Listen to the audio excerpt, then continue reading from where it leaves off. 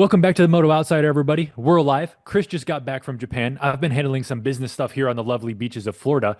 But today we are talking all things Indy Supercross. We'll recap Daytona very quickly because there's only one notable mention there. We'll get to that in a minute. But Chris, tell us about how Japan was, man. I know the people were wondering, but I do want to say this first and foremost. Guys, I know usually Chris is very caffeinated for these shows. Today, he has not had a single cup of coffee, dealing with some insane jet lag. So in the comments, please throw a coffee cup emoji for him. I'm picking up the slack with an energy drink. But Chris, how was Japan, man? Amazing. I mean, I recommend anyone who gets a chance to go, whether or not you like the idea of the culture, the food, whatever it is. It's just there's so much to see. Cleanest Tokyo is the cleanest city I've ever been to. It's also the largest city by population in the world. I don't know, I can't recommend it enough. It was so much fun. It was very affordable. The food was incredible. The people are nice. For vacation, there's a lot to do. It was a ton of fun. That's awesome, man. And I know obviously Joe Shimoda's here training in the States, but did you hang out with his parents at all? You hit him up? I couldn't find them. I was Couldn't looking at find them. him? Couldn't find them. No, I'll try again next time. We're definitely going Okay. back. It was so good. All right, sweet. Well, hopefully I can join you on that next trip, man. But dude, for all sake, intents, sakes, and purposes, let's talk about Daytona because here's why. Ken Roczen wins. However, Ken Roczen is not doing too hot in the points, but we had some speculation that Ken was going to do really well in that main event at that track. I know Daytona was pretty sloppy, but Ken grabbed his first win, followed by Cooper Webb, and then AP rounded out the podium, which was nice to see too, man. Captain America up there was pretty sick, Yeah, it was just a rough night for Chase, it's just as always. ever since no, and yeah, I'm not even like saying that because I'm like trying to hate on him or no, he washed the front end and he did anything crazy, but he just faded really bad in Daytona. I don't know if it was arm pump. These guys are humans, people forget that at times, racing at the Yep. highest level in the world. But great to see Kenny win. Not a super eventful race. Nope. No, yeah, Kenny got a win. Hampshire guys, first one of the year in 250s on the East there. I don't know, man. Daytona was fine. I didn't love the track. You talked about it off camera earlier, but. Right. I don't know. Then it's same thing with Indy, man. Like I don't know. I watched Indy. I woke up one morning at like 8 a.m. in Japan to watch the race. Wasn't that exciting? And it was a showdown, and there just wasn't a lot Yep. going on. So I mean, we could jump into Indy because Daytona Yeah. was 2 weeks away already, but we've been slacking. So sorry, you guys. It is what it is. No, life happens, man. And life clearly happened to Ken Roczen finishing seventh at the main event at Indy. But dude, I mean, Cooper Webb's got the red plate now. So Indy ran as follows for the main event. Cooper Webb, Justin Cooper, Chase Sexton, Justin Barsha, who pulled the whole shot. That was nice to see for once. Was nice. And then AP rounded out the top five. But again, dude, just kind of average racing, kind of boring, nothing too crazy to talk about. But what did you think while watching all the way over 6,000 miles away? I'll just mention ahead of time that after I saw Chase crash, I turned it off because I was like, all right, this is probably not going anywhere now. But Sure. no, Cooper Webb took off right away, and Chase wasn't really doing much to the gap, unfortunately. Dude, I don't know. I think we talked about it in the past. Like, Coop was 100% the one mentally to be the strongest to battle the whole way through, to take Yep. advantage of Hunter and Jet and Eli getting, injured. So I'm not really surprised by this, but I love Chase. If Chase was here right now, I would just give him a big hug and say, man, it's gonna get better. You're gonna get through this. Is it though? But I'll say it right now. I think he comes out and wins Birmingham this weekend. I really do. I think 2 weeks off, little rest, little R&R, clear your mind, go to the beach, go surfing, go do something. I hope he did. I hope he's good because again, these guys are racing at the highest level. No Dude, how doubt. many times if you crash at a local track, just talk to front, something happens. People don't think about how hard this sport is, and they don't give it Oh, enough. for sure. I know we're just Yep. talking speculating and all that, but yeah, Chase is really digging himself in a hole. 15 points. Coop is Yep. not. I don't see Coop finishing off the podium the rest of the year unless he crashes. So Chase got some work to do. He's got some work to do because what do we got? Like 6, 7 rounds left. It's kind Right. of kind of coming out quick here. Yeah, and he's roughly 20-ish points back, a little less than 20 points back. And with the way this field is and how they've been finishing, like, dude, Justin Cooper finished second, which is his best finish on the year. It's And the it's no, sorry, I was oh, just gonna say like we both went on record and pretty much we're kind of like Justin Cooper probably will not podium the rest of the year or do anything yep, very positive or well, but he's turned it around. So 100%. I thought, crazy. admittedly, I thought the whoops were going to be the bane of his existence through the rest of the season. And even the media started to pick up how he was, jumping through the whoops. The team wasn't too fond of that. I thought all of that was going to compound upon him and start to hinder his results. So I will own the fact that I was wrong on that You because, do. dude, to finish Dude, to finish second, I mean, Oh, he three, looked four good. seconds ahead of Chase Sexton, who's clearly shown he's one of the fastest guys. I mean, that's crazy, dude. Yeah, and I mean the past few rounds, I mean Daytona and excuse me, Indy, like he was just Detroit. He's kind of been getting back to his what we consider where he should be. He should be a Yep. top five guy every weekend, but he's been right there nipping at the podium every week, pretty much for the past few rounds. So I think that's really good to see. Didn't expect it at all. I honestly thought it would be just Chase and Coop up there, but he's always there to, take advantage of an opportunity. So No doubt. And again, we've talked about this so far, every single Supercross show this year, Chris. Mhm. Why is Jason Anderson 11th overall? Like, I mean, 11th in the main event for Indy, and then points wise, he is sixth in the points behind Malcolm Stewart and Justin Cooper. Dude, I'm pretty sure that if you we found like a random track and we brought all 22 guys there and had them do fast laps, he would be top three, top five every single time. Doesn't matter how many times you do it. I don't know if he's getting bad starts. I don't know if he's going through something. I don't know if he got an injury he's not talking about, but he should be up there on the podium. It should be him and Chase and Cooper on the podium, Cooper Webb, in my Yep. opinion. But it's not happening. Dude, I don't know. It's just been so many weeks of like inconsistency. It's so strange because he's so fast. He's older. He's one of the older guys, but he's so good. So I don't know what to point to. I don't know if you have any ideas what you think it might be, but Just merely I'm not. speculation, man. No, we're I'm just bench not. racing here because, Like nothing. I don't know. I wish I had an answer because it's frustrating. Want to see these guys do well. right. And Dude, look at the. I mean, we'll talk more about the top guys really quick, but look at the results right now with the field. 12th place, you got the beta guys, Mitchell and Benny, yep. privateers from 12th back. So there's a lot of opportunities coming up for some privateer guys to get into the top 10, which I feel like it's too early for this. I feel like the injuries. We were so lucky the past couple of years, and these things just happen Yep. so quick. 100%. And when you've got guys like Justin Cooper and Justin Barsha, even Malcolm Stewart's kind of a spoiler too with these points because we're not, I'm talking about points here. It's those guys who have a really great finish and then you have a bad finish and that nixes the points so hard. Yep. So it's almost like there's a Kawasaki curse or something this year amongst 250s and Dude, 450s. for sure, it's been absolutely brutal. But Dude, I feel so bad for Mitch Payton. I feel like, especially after Daytona, I watching him throw his hands up in the air and it's just, Eli was riding so good. He should dude, have he probably he beat RJ that race 100%. He was on his ass for so long. no doubt. But as See, we head towards Birmingham, what are you anticipating for the 450s? My personal opinion, I think you're going to start to see Cooper Webb run away from it. So the chance for wild cards, in my opinion, now are going to become lesser and lesser likelihood wins. that you're going to see a spoiler. But what do you think? Yeah, no, I truly maybe it's just what I want, and I'm just biased because I want to see Chase rebound from this and overcome this. But no, Coop's absolutely either going to get second or win it, and one or the other. But it's just hard because Chase's raw speed is arguably the best in the class right now. Coop is not the best guy raw speed wise. You couldn't convince me if you wanted to. I don't care what you say to me right now. Sure. Chase is so fast, and he's just gotta the mistakes. He's gotta just nip these mistakes in the butt, and don't know what that is. I think he's pretty happy on the bike. He seems like he's pretty comfortable for the most part. But no, man, yeah, I think that podium spot might be up for grabs though, because I'm looking at guys like look at Justin Barsha. He's been so much better the past few rounds, consistent. I don't know what he got at Daytona, but I mean, he's just been up there battling. Fourth place is awesome for him. I could see him getting a podium, probably maybe one of these like New York, That Philly boy Pittsburgh rounds. he needs a mud race. I didn't think he could do it either. I honestly thought the way the season started, I just thought it was kind of a downward trend, but Yep. maybe it's confidence, maybe it's the field being so depleted.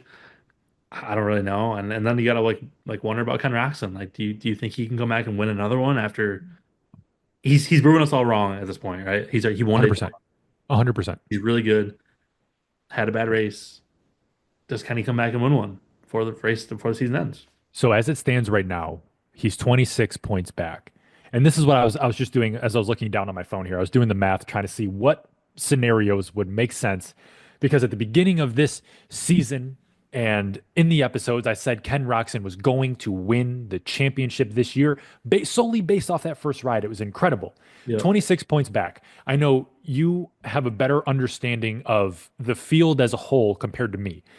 Do you think there is a scenario realistically, because yeah, we could throw crazy clickbait scenarios out, but is there a realistic path for him to win this championship, other barring people getting injured? I don't. I just don't Damn. see him going on winning every round. I mean, I feel like this has got to be his what, second or third race. He's gotten like a seventh, like just kind of like done really well and then Yeah, bad finished luck seventh. stuff. And not even like big crashes or anything. Just gets kind of a bad start and can't move forward.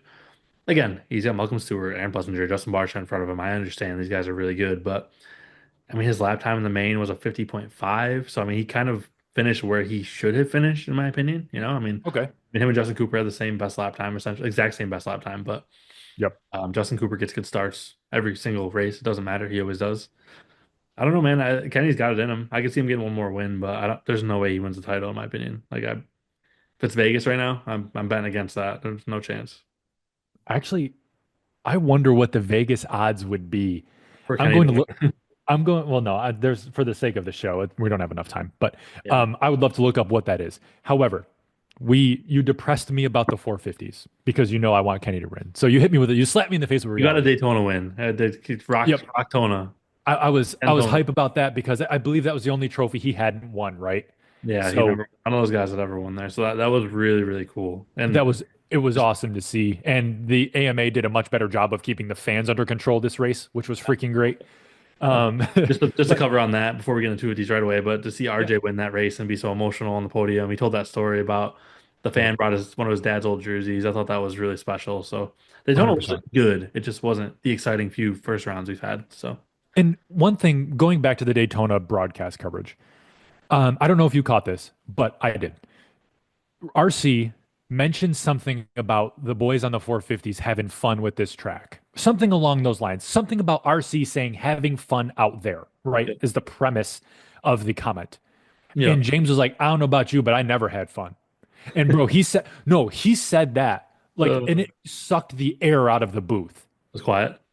Yes. Well, that track's And a sufferfest. I mean, I get it. I wish we could insert this or we had more time to discuss that. But dude, the way he said it and the way RC reacted, it was almost like James had the proof that he was the best on the planet and only raced because he knew he was the best, not because he wanted to, but because he had to.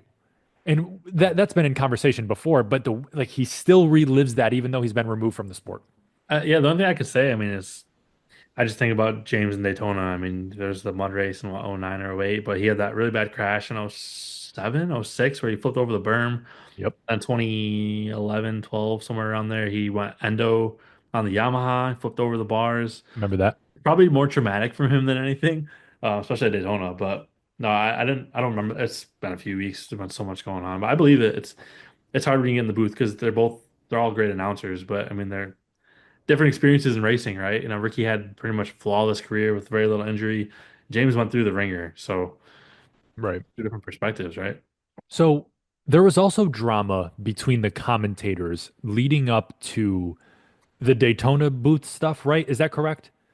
Yeah, there's a lot with Daniel So Blair, Ricky can Carmichael, and all that. I am I tried doing some research on it. However, I don't understand the full scope. Can you give me like a 30,000 foot view just so I can comment on it for the sake of this convo? I'm gonna say from what I understand as far as like Daniel Blair's side, because Daniel Blair was coming up to be the next, like the guy in the booth. Yep. And from the way he explained it, and please, if you guys are watching this and you think I'm wrong, I probably am, but this is the way Daniel said it in his video. Essentially, Lee Diffie is the guy at NBC, Yep. and stepping on toes. Daniel got a ton of praise in 2023 whenever he did those first four races. I think it was 23. Could have been longer than that, 22 maybe. Daniel does four races, does really well. The fans love him, raving Yep. over him. Yep. And then the producers above him are kind of like, hey, man, like you got to back it down. Lee Diffie's our guy. He'll always Yep. be our guy. You're never going to be our guy. And same thing with Ricky. Like, I think Ricky was getting a little bit nervous that he was going to get pushed out. And I don't know if you guys, people watching this might have seen it. I don't know if you saw it, Matt. I think I might have sent it to you with the interview that Daniel Blair was doing on the track in Indy or Arlington about 4 or 5 years ago. And Yep. Ricky comes up to him and pretty much tells him like to get out of my way. I have a fan group with me. Total dickhead. Like you can tell he's not joking. He's being an asshole. And I'll link the 100%. video below. There's obviously beef there, and there's probably some jealousy or something. Because I'm sorry, but you guys watching this cannot sit there and tell me that RC is a better announcer than Daniel Blair. Experience wise, race career wise, RC's better at a lot of things than Daniel. Daniel is so good in the booth. He's a great talker. He doesn't slur his words. Very, very quick to. He's a great analyst. I don't know. But it just sounds like there's a lot of politics, and Yep. when someone does too well.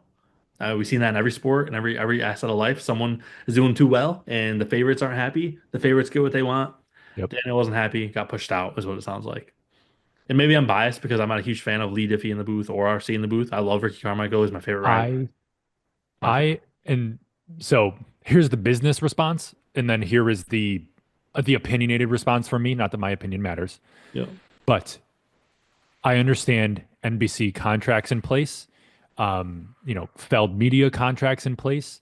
Hmm. Who has the rights to what? I understand that they're employees and the employer calls the shots. Yep. However, you want the sport to grow. You want people to care and be passionate. Get the people in the booth who know what is going on that aren't just reading from a teleprompter and looking at historical data and just reading off of a fact sheet. 100%. And that's, you know, what Lee Diffie does, and that's what Kevin Burkhardt does, and that's what all these guys do across all the different media outlets. Hmm. And, it's the same thing in Formula Car, and it's the same thing in NASCAR. But this is where I think independent media will start to take over, such as like people like us. I'm not saying we're going to be in the booth, but Yeah. we can have certain voices where, yes, it makes way more sense to have James Stewart in the booth as opposed to Lee Diffie. Oh, If 100%. if I wanted to listen, let's say you had to only listen to one commentator and there weren't two or three of them in the booth. I want someone commentating on the sport who'd been there and did it at the highest level. 100%.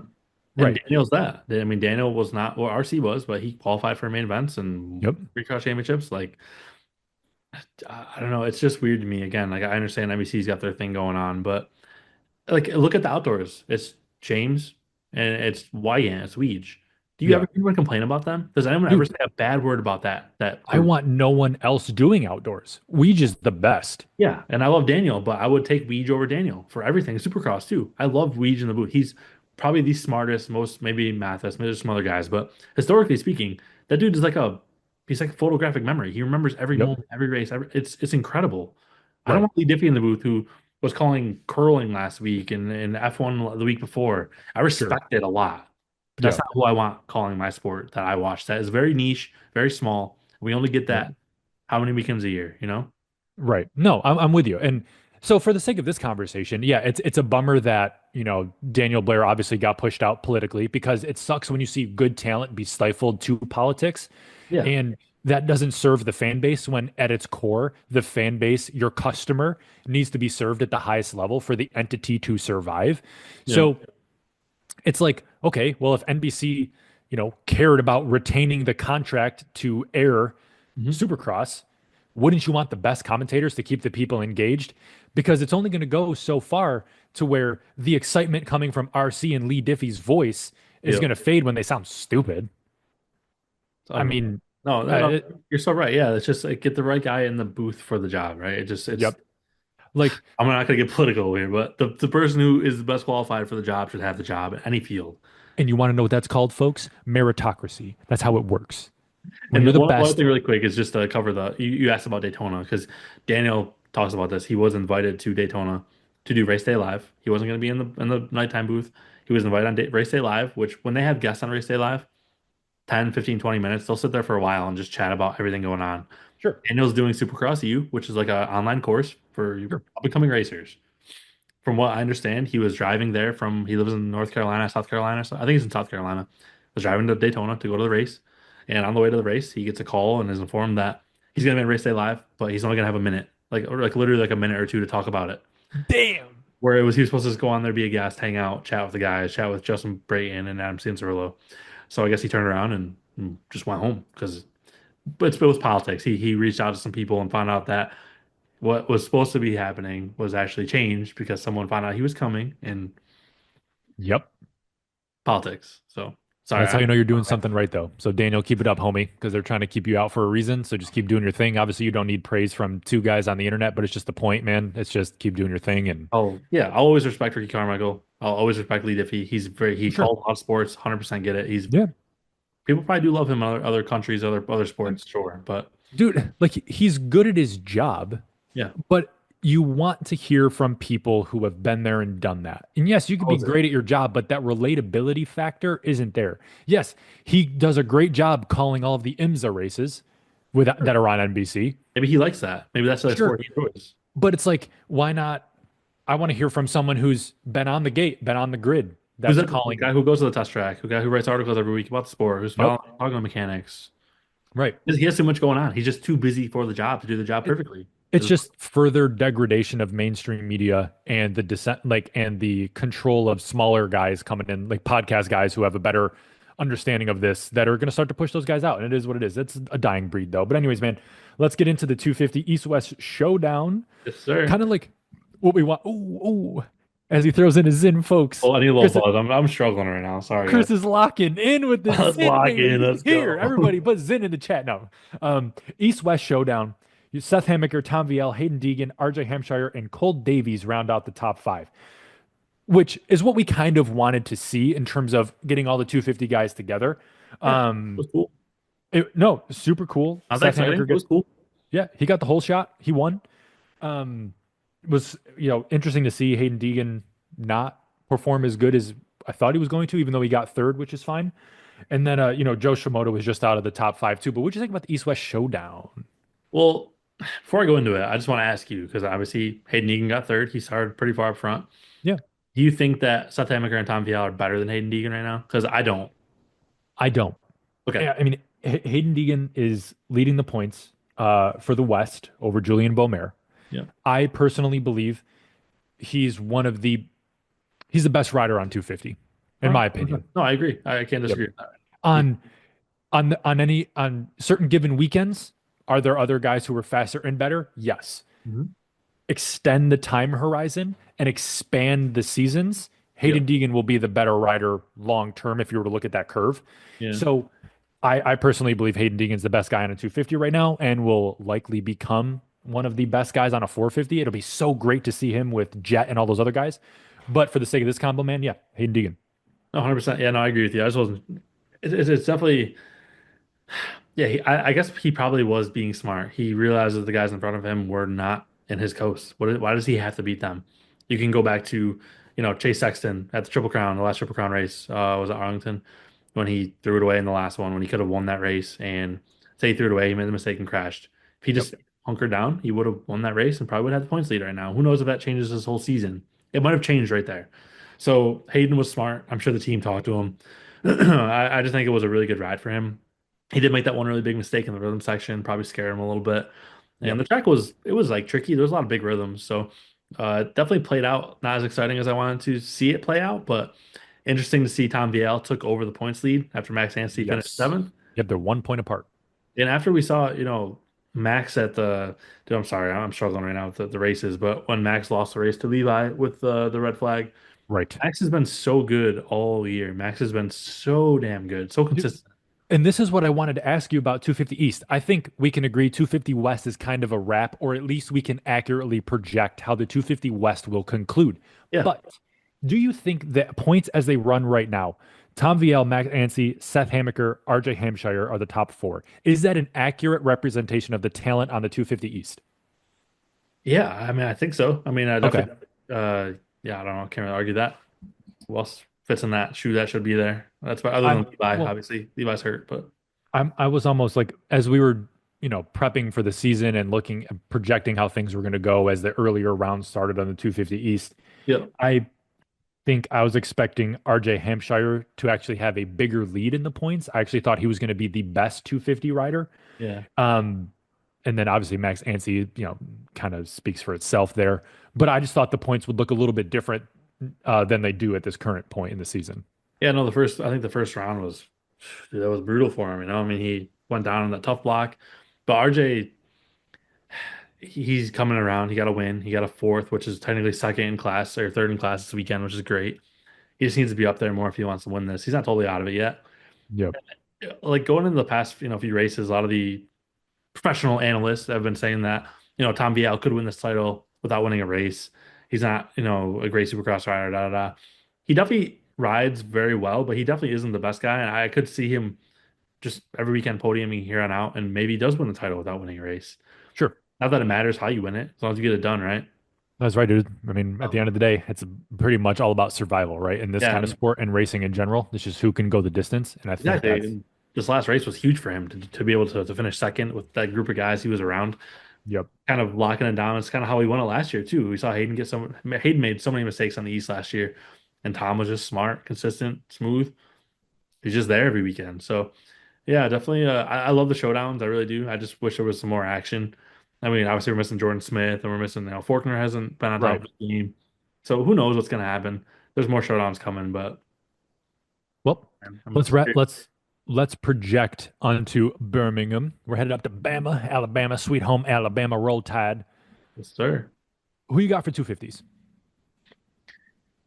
All right, if we're gonna go wild takes here, I'll give this one to let's give Vialle a win. We're gonna give Tom the win. Tom's gonna somehow pull it out of his butt and Okay. just dominate. He's gonna win, and then I got Okay. Chase for 450s.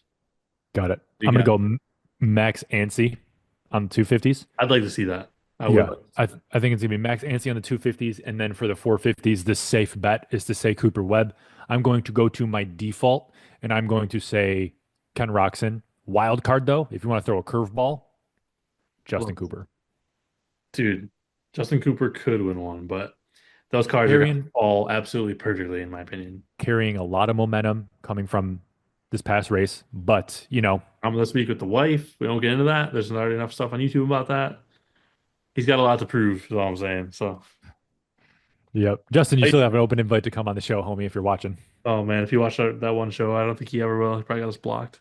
No, dude, I would straight ask him. It's the I same know. thing. It's like, what's with the criticism and the whoops? We can see it, they can see it. What are you seeing on the bike behind the handlebars? Because your I don't opinion know. matters more than anyone else. He's better now. He's gonna be like, I fixed it. I'm good now. Hey, he's second. He's good. Time will tell. Sure will. Chris, welcome back from Japan, buddy. Welcome back to the States, the greatest country on the planet. Yes, sir. Great Thanks to for see you. talking Supercross with me. Good to hear you. Good to see your face. Yep. Good to see you We'll be guys. back Guys, this week. we're gonna have the Birmingham show coming out Hopefully someday, one day. early okay. Sunday, early next week. We'll get it back up. But thanks for sticking around. And as always, thanks for riding with us. We'll see you guys in the next video. Thank you so much. Good night.